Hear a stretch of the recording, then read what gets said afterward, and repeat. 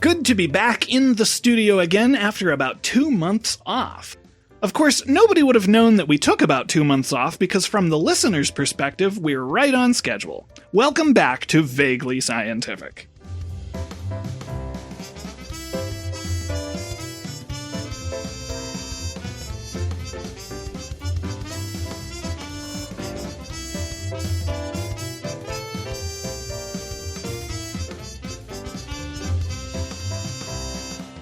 I put my feet up and slept for a fortnight. I am Derek, and he has a toddler, so he hasn't slept well in a fortnight. Here's Jim. Hi, Jim.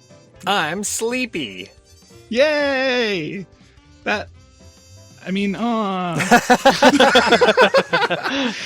And he has a 6-month-old, so he beats Jim in the lack of sleep competition. Hi, Big A. What's up? How's it going? Pretty good. Yeah, I'm doing good. You're not sleep deprived? I would say semi-sleep deprived. Okay. It's been a while since you've been on here. Welcome back. Yeah, thanks. Thanks for having me. It was some scheduling issues here and there, like I said, partially due to the aforementioned child, but right. we made it through. I felt that one. Yeah, we had to do some crazy scheduling shenanigans back when Jim's kid was born, I remember. Yeah. We should just have your child on and then we can solve the problem. It's fair. She can tell you all the numbers, basically, so we can just go through those one by one. Oh, man. Numbers are the foundation of everything, so we're great. It's perfect. What could be more scientific? Our intermission segment is learning numbers with an actual infant. Yeah. So, well, without further ado, this is the show where we answer the most ridiculous audience-submitted questions in a manner that we like to call vaguely scientific. But before we do that, it is time for the fun science fact of the day. Jim? Mm-hmm. This one is very fun. Bufo the Toad is a forgotten constellation concocted by an eccentric scientist by the name of John Hill in 1754. Hill published a dictionary of astronomical terms entitled Urania, or A Complete View of the Heavens, in which he proposed filling the empty spaces between several constellations with smaller creatures. Hill created 15 constellations besides Bufo, including a leech, a slug, a rhinoceros beetle, and more. But we wanted to highlight Bufo because it's a very goodly shaped constellation. Yay! Bufo lies between the Libra the scales and Hydra the water snake and is named after Buffonidae, which is the name for the family of frogs we typically call toads. In the 1980s, an astronomy club in Rhode Island created the Bring Back Bufo campaign as a way of calling attention to Bufo along with many other less famous and forgotten constellations. I feel like only knowing that much about the Bring Back Bufo campaign, I am in favor of it. Yeah. I think it'd be fun to have a bunch of like a rhinoceros beetle. That is cool. Right? I don't need a leech, but a rhinoceros beetle would be a leech and a slug. That's like low. Yeah, a slug. You're phoning it in a little bit. Yeah. Well, here's what I want to do. I didn't do this, but I want to look up the leech and the slug and see what the star formation looks like because they almost certainly are more complex than Aries. I was just gonna say Aries would actually make a really good leech. Right? It's a straight line for the most part, and then it curves right at the end. This could be a stupid question, but have we run out of stars to create new constellations? Because I feel like there's a lot of stars out there. There are a lot of stars. It's so we have like 88 official constellations that are like internationally recognized. And the way that the sky is divided up is that it includes the constellation, and then there's sort of like a border around them, like almost like countries, I guess. So a lot of the stars that are not in constellations are just sort of de facto part of the group, just because they are in that region of the sky, but they're not like in the constellation. Like you can't draw the line around them and stuff. So I feel like we can like really shoehorn in another 150. Oh, we could tessellate all the we could like some constellations can overlap. Well, I don't want to go that far, but I do think we could tessellate them together. We could tessellate it. Yeah. I mean, I feel like you could like Voltron them.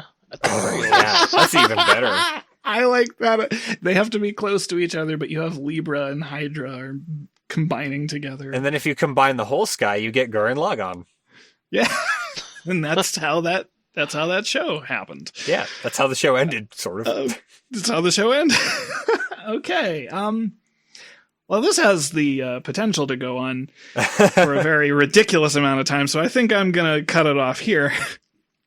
But before we move on to our questions for this week, I have some housekeeping to do in a segment we typically call Stuff We Got Wrong, but this time it's just stuff we looked up later.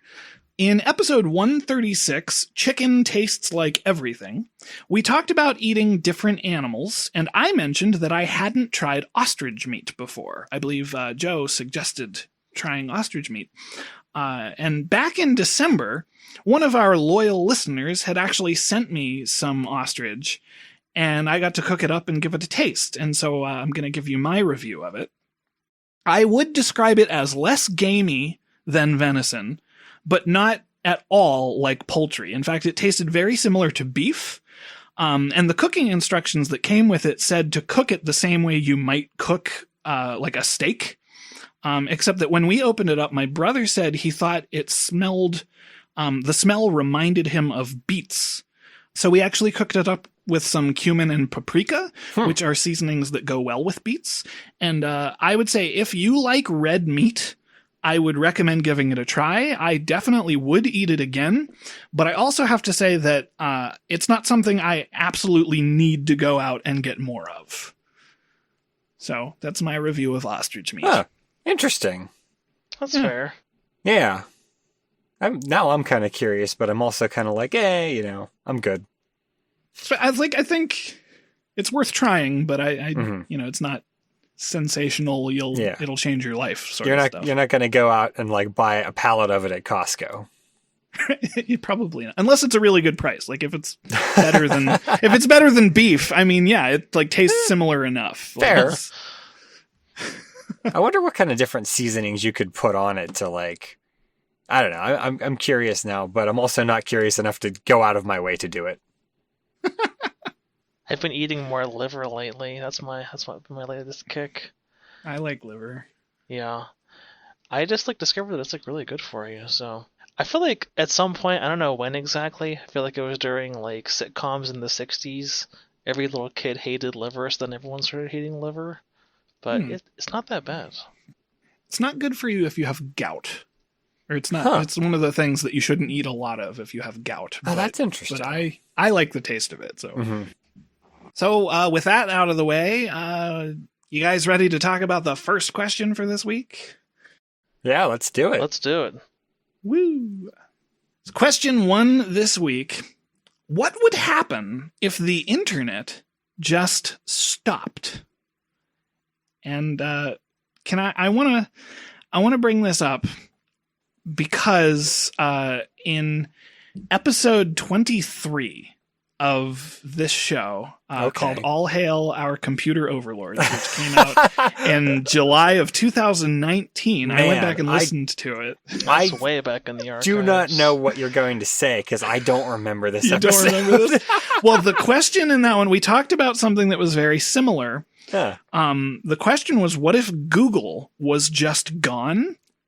Boy, I don't remember that at all. You don't remember that? I remembered that we talked about it, but I didn't remember what we said about it. And we didn't really dive too far into the global impact it might have, but we talked mostly about what our personal experiences might be and what things we might take for granted, which in itself was interesting. But the biggest takeaway was we kind of learned just how many things Google actually is responsible for that we don't necessarily think about. But this question is a bit bigger, I think, because now we're talking about the internet as a whole, which kind of has basically changed our entire way of life. I mean, the quick answer to that part of it is that it would certainly make organizing a D&D game very complicated. We wouldn't have survived 2020, I don't think. That's true. I always think it's interesting to say like, oh, what would happen if there was a pandemic during dial-up times, even when we had the internet, but it was like dial-up. Yeah, it's crazy. Like, even having friends you can call from like out of state or like far away, Mm-hmm. it would Without feel having to pay for long distance. yeah. But yeah, no more like contacting them. I feel like it would feel oddly like lonely for a little while. Yeah. The thing that I think is most interesting about the ease of communication is just that not only can you just talk to anyone that's in the country with you, but now you can communicate with people like around the world. We have listeners from, the United Kingdom and Australia and stuff like that. So it's like, that's cool. People from the opposite side of the planet are listening to this show, or at least bots are downloading our show in that country. I'll take it. We still get the numbers. Yeah. I do know we have at least one listener in the UK though, because they've sent in email or they've sent in questions that we just haven't done yet. So that's fair. Yeah. Yeah. So at least that far.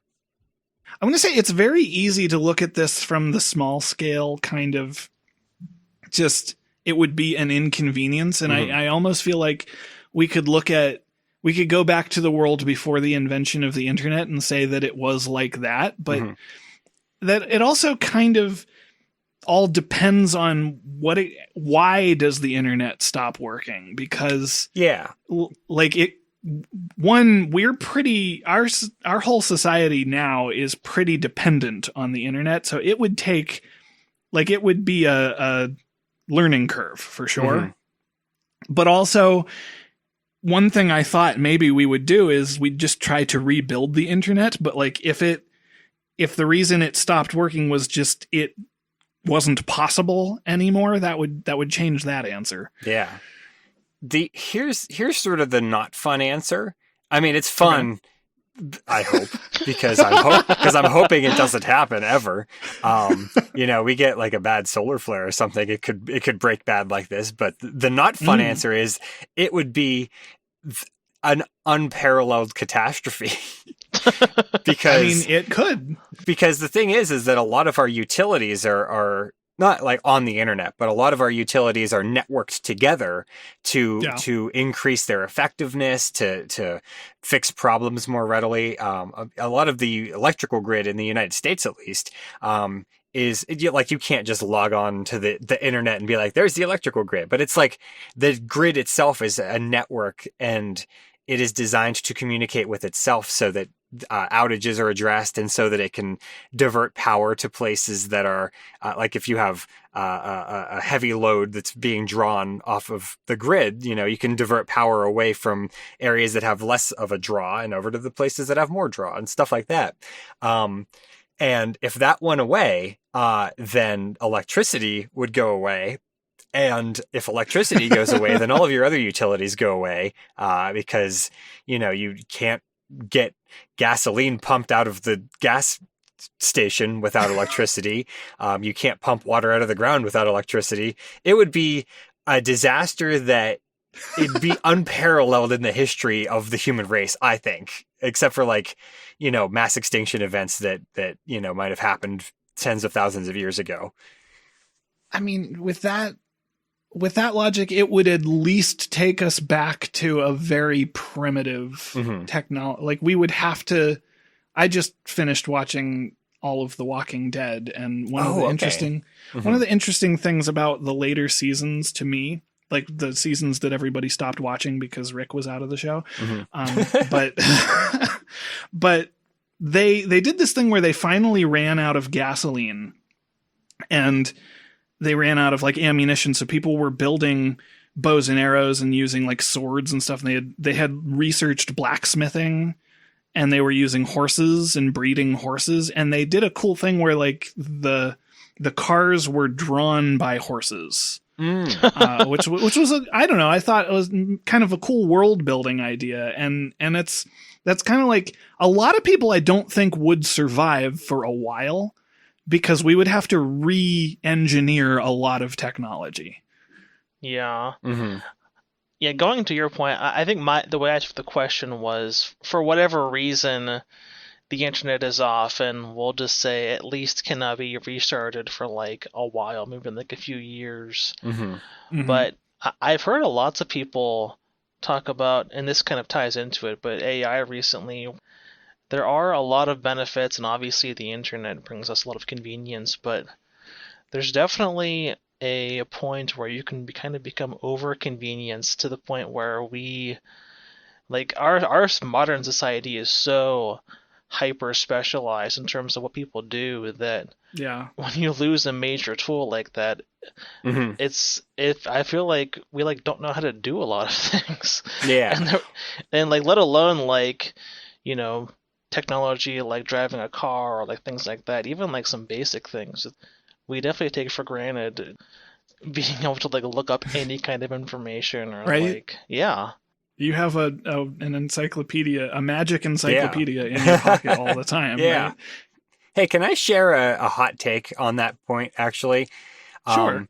I don't really like AI art.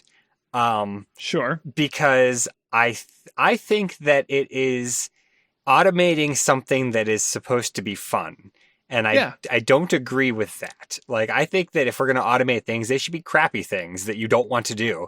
But like, people like making art. And I don't think it's fair to just, you know, say, oh, well, now I don't need to hire an artist for my project because I can just type it into, you know, Chat GPT and it will spit out a cool vista. I don't think that take is as hot as you think it is. It's like a 73 degree Fahrenheit take. But the reason that I think some people might think it's a hot take though, and this is getting maybe a little political, but I'm on a soapbox. I thought you were going to say a soap opera. No, not yet. I don't know if I would want to work. That's like the hours on that's a lot of work. What was I saying? Oh, I've been in grocery stores and have listened to people standing in a checkout line saying they will refuse to ever use a self-checkout line because it's taking away a job from a person. I know this is definitely reductive of a lot of political information and it's oversimplifying, but as someone who has worked in retail and has been a cashier, they ask you to do more than just check people out. I would have been happy if I never had to stand at the cash register. Mm-hmm. And that's a job that like nobody wants to do that. Nobody wants to be a cashier. Nobody wants to do a lot of things that we could have robots do. But people do want to make movies and paint and write. Yeah. So like those are the jobs we shouldn't take from people, whereas we should absolutely be finding ways to automate things. People don't need jobs, they need money. I'm done being political. Well, the other thing that I find interesting about this, and then I think that I want to use that as a jumping off point to my next, the art that I often will make with the AI is really, really stupid things that shouldn't be made in the first place. Yeah. Maybe I should put this in the show notes because it's really incredible. I decided that I wanted to just type in, like, I will just come up with the most ludicrous prompts and see what it will give me. And, more often than not, it's not great, but it will give me a chuckle. So, like, the other day I put in, it was an anthropomorphic Ford Fiesta drinking a cup of coffee. And it didn't get very close on most of the points. What it was that it was a Ford Fiesta that had two legs sticking out of the grill, and two arms kind of sticking out where the mirrors are, and just one giant eyeball sticking out of the windshield, and had a cup of coffee. Incredible. That is not the kind of thing anyone would think to draw. And that's where I think it really shines, is that you just come up with the absolute most random nonsense and see what it will spit out at you. It's sort of like the old adage of like garbage in, garbage out with computers. Yeah. So I deliberately put garbage in and I want garbage out. I want the real good garbage. I want to circle back to something that Big A said. A point I was going to make, because you were saying a lot of people just forget how to do things if they lose the use of a certain tool. And I don't know how true this is across the board. And I feel like I might have mentioned it on this show before, but I don't remember. But I have read from multiple places that statistically speaking, millennials seem to be the best the best suited for computer technology because Gen X and earlier were still kind of developing things, and millennials were kind of, they grew up with the evolving technology and had to learn how to how things worked. And I have been reading that Gen Z is worse with computers than millennials because they've grown up with things just working. Yeah. And I'm terrible with computers, so I don't know.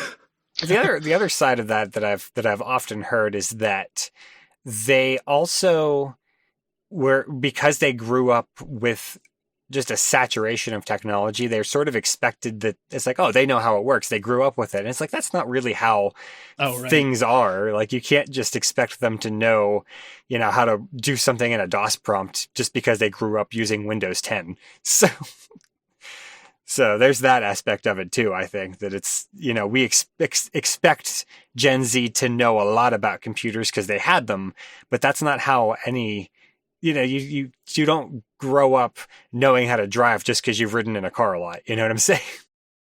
Yeah. That's a good way of putting it, I think. It's interesting too, like, this is a bit of a tangent, but like, I can remember growing up just having in my memory bank, like, not a ton, but like way more phone numbers. I would call like my cousin sometimes. I would call like, different friends.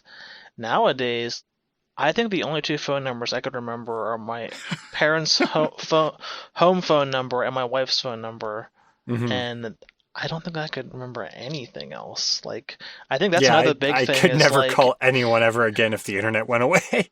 Well, in the age of the internet, memory is just like not as useful of a skill, and I feel like that would also be very challenging, just like remembering things. Yeah. I know that. I have a fairly good memory, and I have noticed a lot of times with a lot of my peers, not to call anyone in particular out, but like when I sometimes forget that I have a good memory because I'll like be talking to a friend and be like, oh yeah, we had to do that thing. And they'll be like, wait, what was that? You'll have to remind me about that. And like in my head, I'll be like, it's really easy to remember this. And I'm frustrated that I have to remind you. But then I take a step back and realize not everybody is good at it. So, but on that point, I remember in like 5th or 6th grade in school, I prided myself for a brief amount of time because I knew every member of my class's phone numbers and birthdays. And that is a useless skill.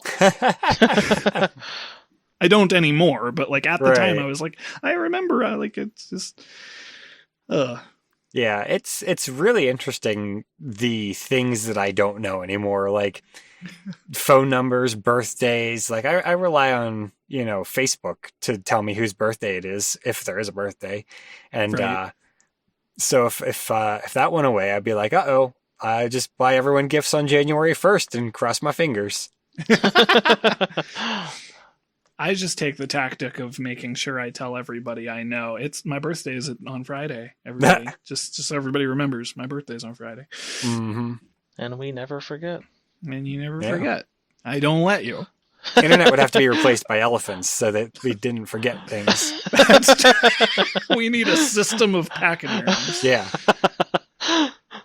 It's not tubes, it's elephants. Another thing I was thinking about is just how quickly the economy would collapse.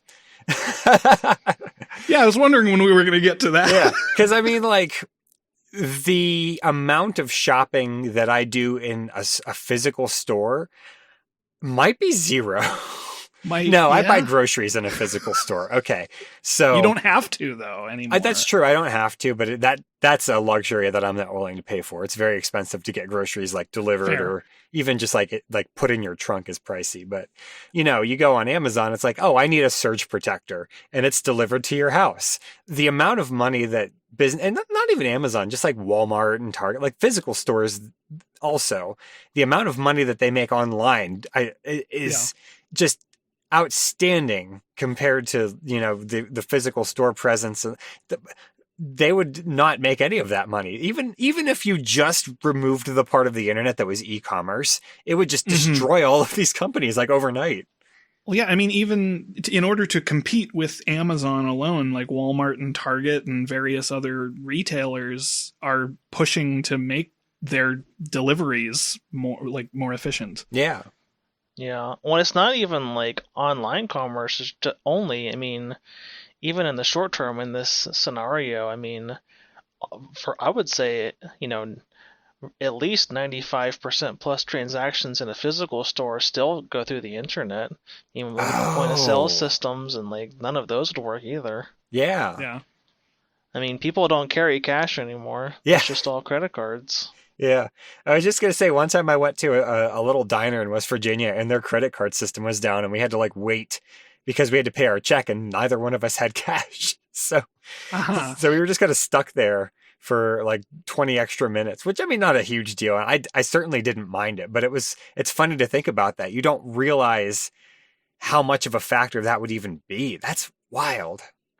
I was thinking of like ways that it would change things more globally. And I know Jim already kind of touched on like electricity, which is a big deal. But I'm thinking of, we're able to communicate. Like, we used to have to send letters to overseas to communicate diplomatic matters. Mm-hmm. And like, maybe we'd still have telephones. I don't know. Would we still like, that was the other thing I wanted to get to, is like, what defines internet and why doesn't it work? And depending on that, like, there's a different category of technology that might not work. Right. Well, a lot of the, cell phones, cell phones rely on the internet, I believe, to make calls. There are still landlines if you have like a house phone, but a lot of those landlines have actually been replaced by, voice over IP systems. So you wouldn't even necessarily be able to use your house phone in this scenario unless you have like an older system. I don't know to what extent a lot of those have been replaced at this point. We should get ham radios. That would be, I know people that do ham radios. That's a cool thing. That's a thing that they did in The Walking Dead. Oh, really? Just saying. They found parts to build a ham radio, and that's how they communicated long distance. That's cool. Yeah. Because radio waves still exist. Oh, yeah. Right, yeah.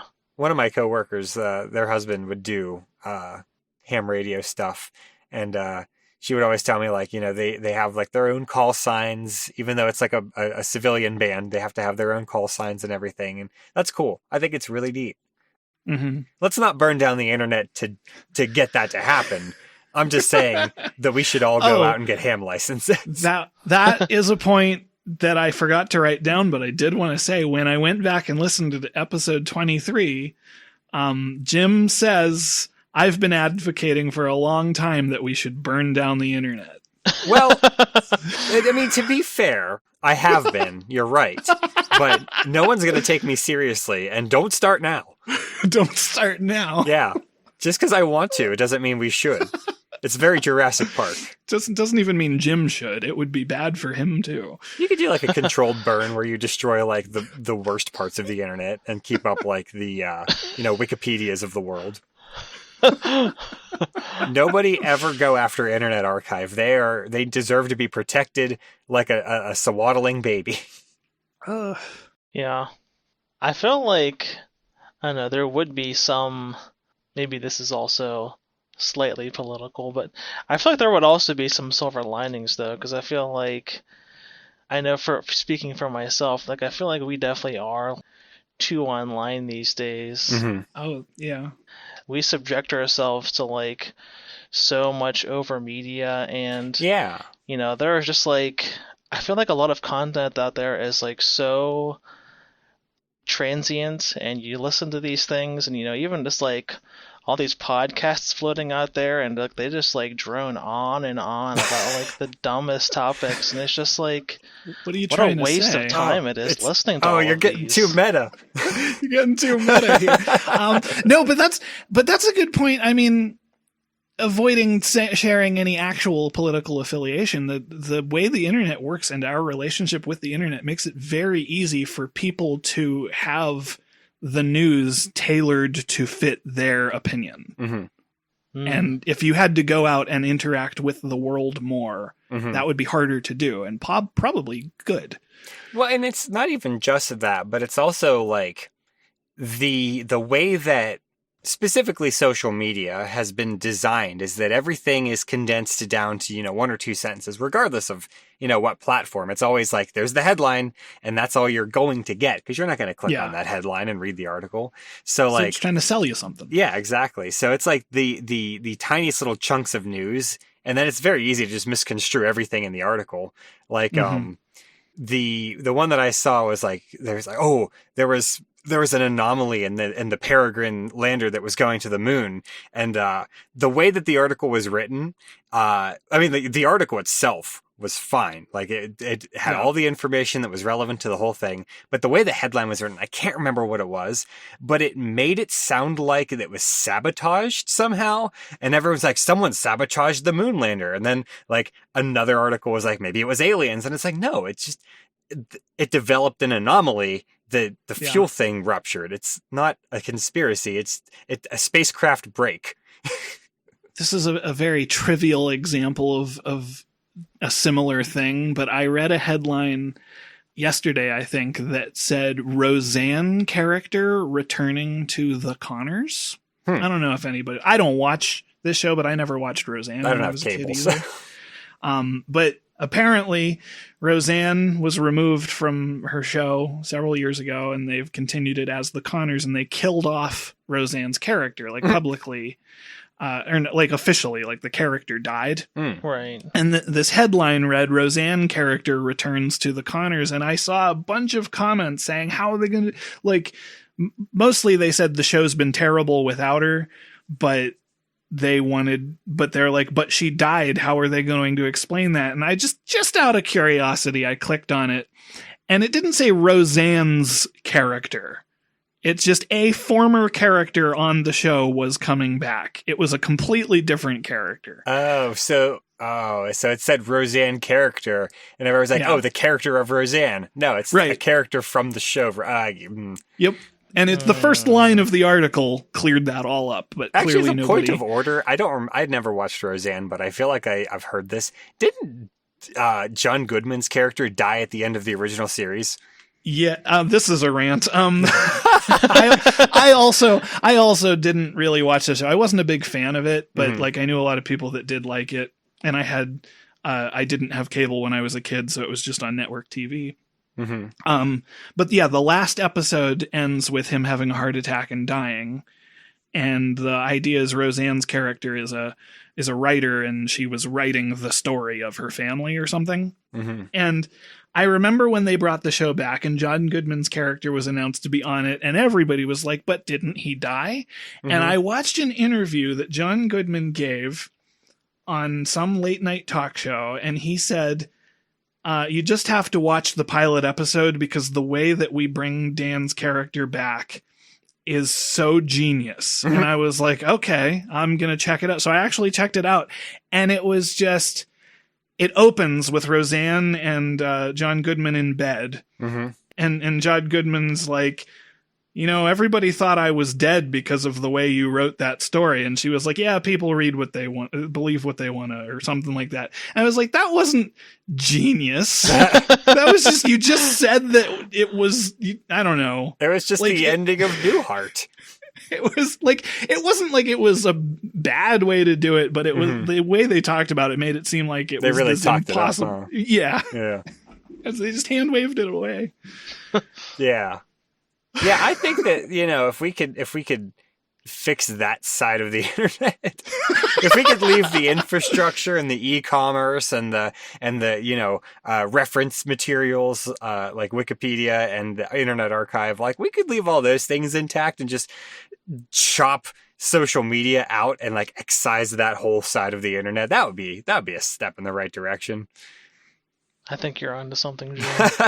I really just think social media, the only valuable part of social media is email, and we had email already. So I thought you were going to say the cats.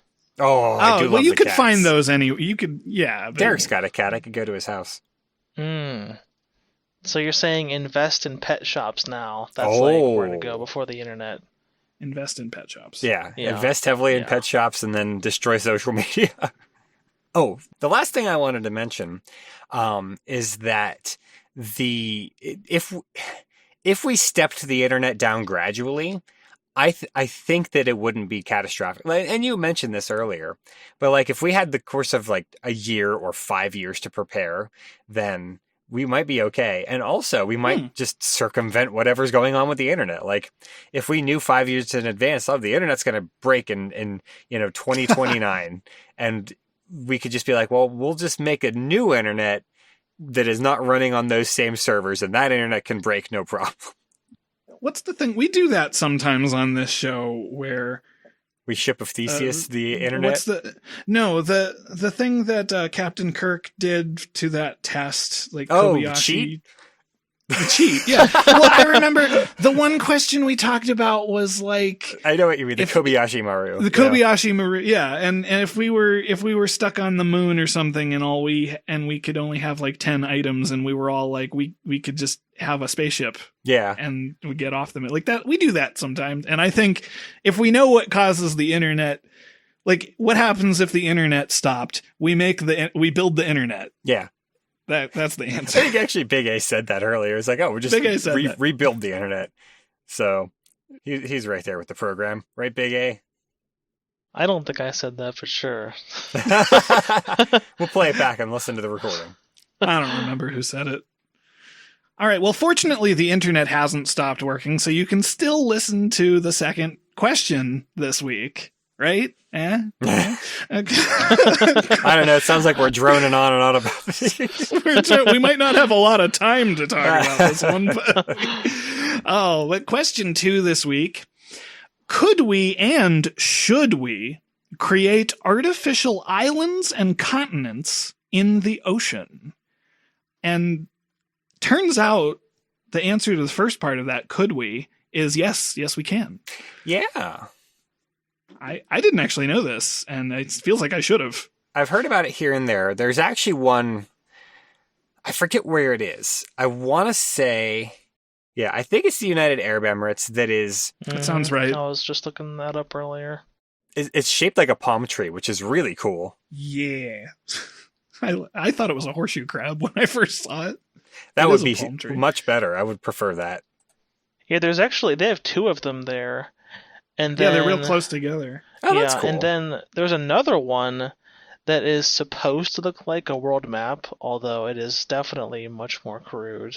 Well, actually, that does bring me to something I wanted to mention about the should we. And what I was reading is that apparently in the process of like constructing them, and then also, there's a lot of erosion, which is, I think, why that world map does not look very world mappy, is that it can actually cause a lot of problems with the local environment.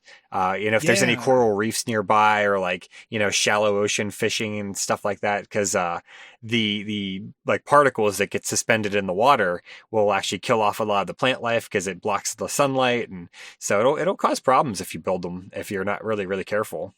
And thus far, all the ones that we, and by we I mean humanity, has created, have been created by adding earth to water, which means that material has to come from somewhere.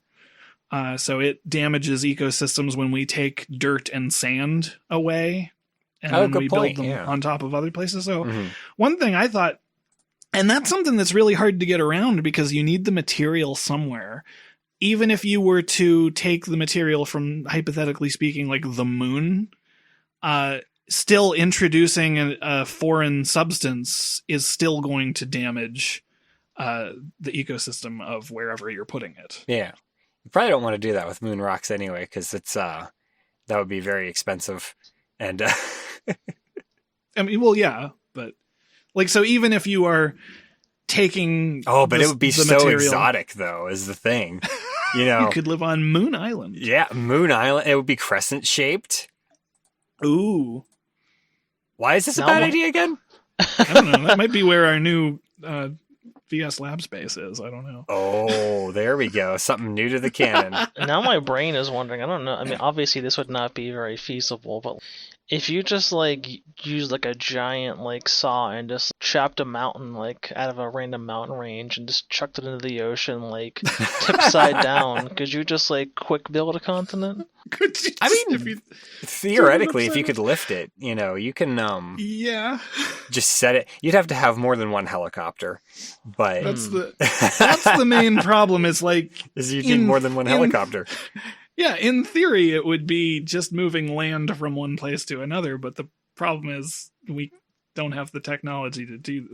It's like we can't build a second Earth, not because it wouldn't work, but because we'd need to get the materials for it. And, like, we wouldn't...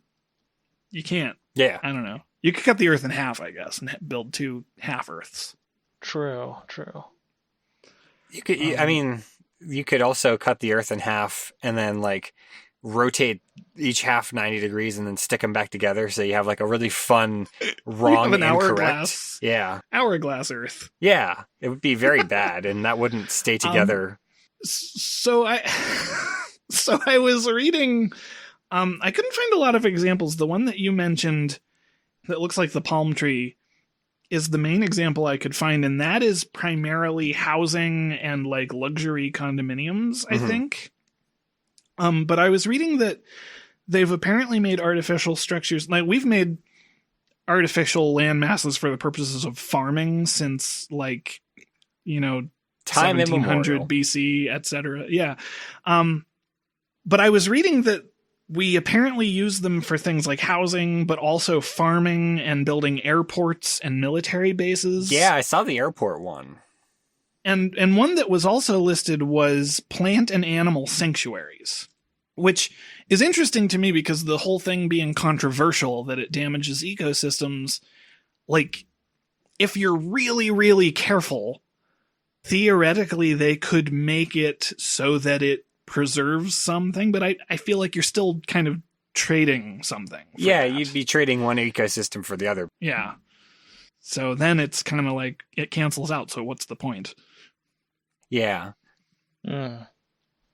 Although that would be interesting. I guess if you had a species that was really delicate, could you like, I don't know, maybe it would be simpler to put it on some island out in the middle of the ocean somewhere where it can like rehabilitate in peace, you know, without like anyone disturbing it, and then you like reincorporate it somehow or something like that. Mm-hmm. I was thinking because the endangered species laws are so convoluted and counterintuitive that like I could foresee, I'm not advocating this at all, but I could see a government funded program where they say, hey, there's all these fish in this part of the ocean and there's a ton of these fish, but this bird is endangered. So let's just take some of the land from the fish and give it to the birds. Like I could see that happening, and I That would be land like, is for the birds. That was good. But then it's I would say that's unethical, but that's just me. You would need to get permission from the fish. Yeah. You probably would. The fish would have to volunteer their ecosystem. Yeah, and they could probably do like, they could volunteer to build the island because they're already there. Just give each fish one rock and they'll just stack them up. That's efficiency right there. Another thing that I saw, this is on a much smaller scale, but I learned about this a few years ago.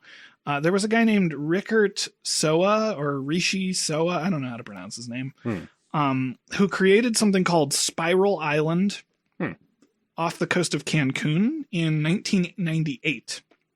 And it was made out of, it was a bunch of platforms on top of very large plastic containers that floated. and he planted mangroves on this little fake island, and everything was made out of recycled material, and it was basically a floating platform big enough to be a house and a yard. And I don't know, they offered tours and stuff for it, but it was destroyed during a hurricane in 2005. And then he rebuilt it in 2008, and it was called Joyce. I don't know how to pronounce it. This is Joyxee Island. And apparently in order to fund it, it was a Kickstarter campaign. And he also offered tours of his little man-made island. But it was removed by Mexican authorities in 2019 because it had suffered a bunch of damages from weather. Oh, wow. But it was entirely recycled material, and I guess his argument was that it was an environmentally friendly artificial island, which is subject to debate, I suppose.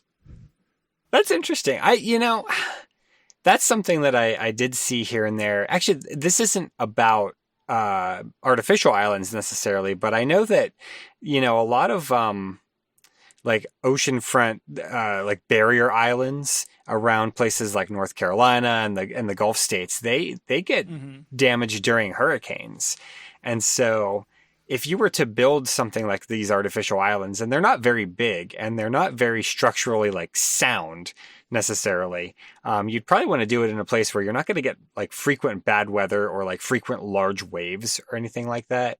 So probably not like the Gulf states of North America. Well, yeah. I read that a lot of housing and farming ones were built on lakes instead. Oh, okay. Off the coast of the ocean. Mm-hmm. But that was the other thing. If you're not doing a bunch of like moving of land, like this island that I just described, this like recycled material island, I hesitate to even call it an island because it was essentially just a really big raft. Mm-hmm. Yeah.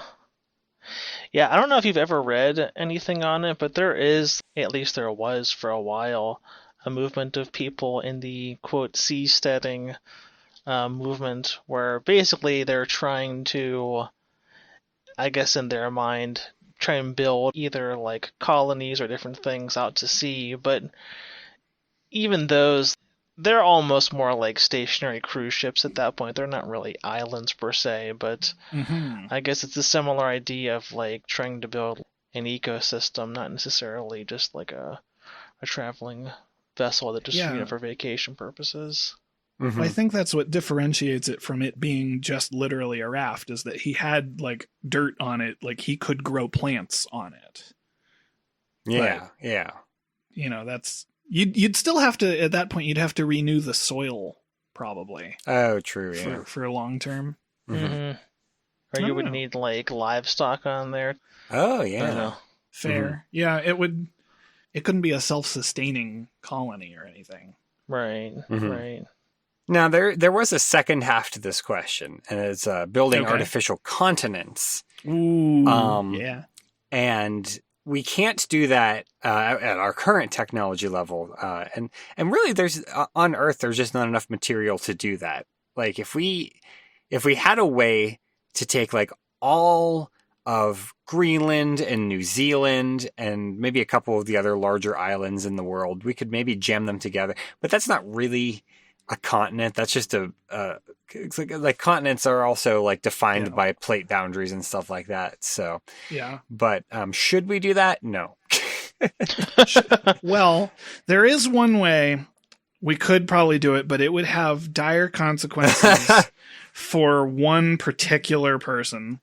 And if anyone has ever seen Superman Returns with Brandon Routh, Lex Luthor finds a way that by harnessing the power of kryptonite, he can have kryptonite grow exponentially bigger, and he creates an artificial man-made island that will grow into a continent. But the problem is it's entirely made of kryptonite, so Superman would die. So I would argue we shouldn't do that. That's fair. I thought you were going to say what I had written down, which was if we like dropped an asteroid onto the Earth. Oh, but that would be not necessarily much of a continent and more of a large crater. Yeah, it would be. We're trying to build up, not I mean, if you Not like decelerated the asteroid enough, but you'd have to have an asteroid that is fairly large to make a continent-sized piece of ground. Like, you know, the asteroid that killed the dinosaurs was only like 6 miles across. That's not a continent. You can make an island out of an asteroid, but we'd have to get it through the. I don't know that we have a question for this prepared, but like we always see like re-entry of spacecraft. Mm-hmm. Things burn up because of the friction heat of the atmosphere, and then like asteroids are always depicted of burning up as they get closer to Earth. But like, could we lower something into Earth's atmosphere at a pace that would like keep it intact as we like gently lower it? Yeah, I mean, theoretically, that's very possible. Okay. Yeah, we can do soft landings of spacecraft, and we've done that on Earth. We've done that on Mars. The tricky thing would be for something the size of a continent, slowing it down. That would be a challenge and a very funny the one tide at that. would be a problem. But even if you could make a continent, one of the things I was thinking about is that it would cause a lot of havoc with ocean currents. Mm-hmm.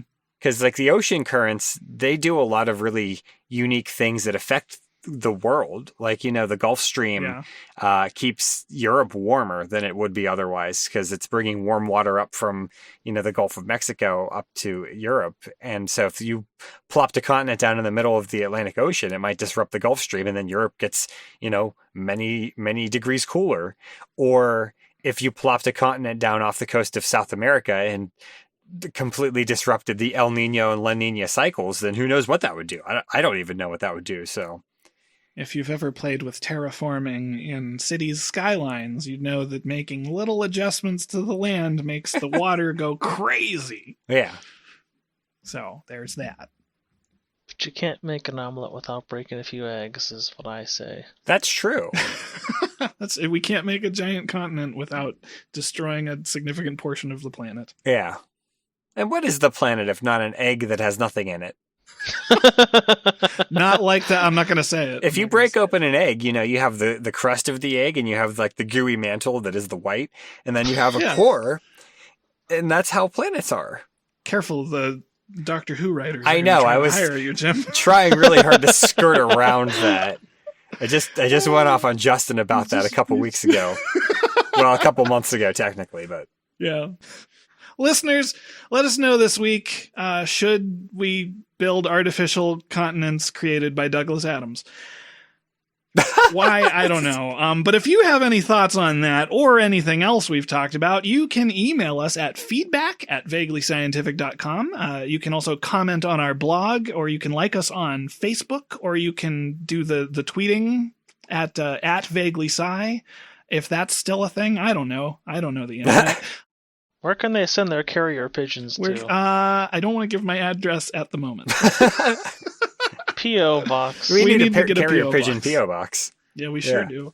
You can send us a carrier pigeon at insert P.O. box. But in the meantime, hey, Jim, where do we get all these wacky questions? We get them from you, the listener, the audience, and if you have a question that needs to be answered in a vaguely scientific manner, please email us at questions@vaguelyscientific.com. If you want to get our episodes the minute that they're released, you can subscribe to our podcast on Apple Podcasts, Google Play, and all the other great places that cool podcasts like to hang out. And subscribing and leaving feedback really helps us out, and so does telling your friends. Yeah, and let us know if they have a carrier pigeon too. Mm-hmm. Actually, I have to look into this because I don't really know for sure when or what's happening, but I think Google Play might be going away and being rolled into like YouTube Music or something. Oh, okay. So I will get the listeners that information when I find it out. Fair enough. Anyway, so you could also, in the meantime, while you're waiting for that info, check out our merch store over at vaguelyscientific.threadless.com. There's all kinds of great designs over there if you need a shirt or a mug or you need a skateboard. We talk about the skateboards occasionally. And that's not being merged into anything, so it's sticking around. Yeah, as far as I know. I haven't seen an email about it. Yay! Will this come out before Valentine's Day? This will come out Yes. January 31st.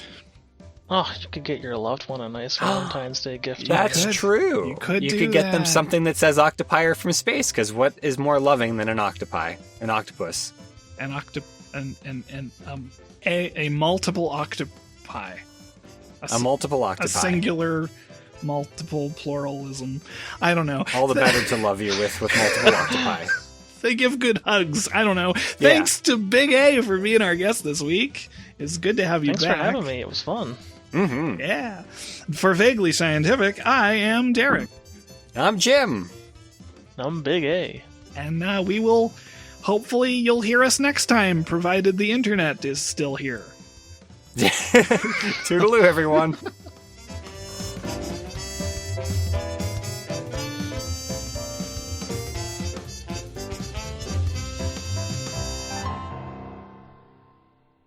That's time travel, baby. That's time travel. We do it. We have it That's down. true. That's been written into the canon of the show. We do. It's true. We jumped ahead 2 weeks here.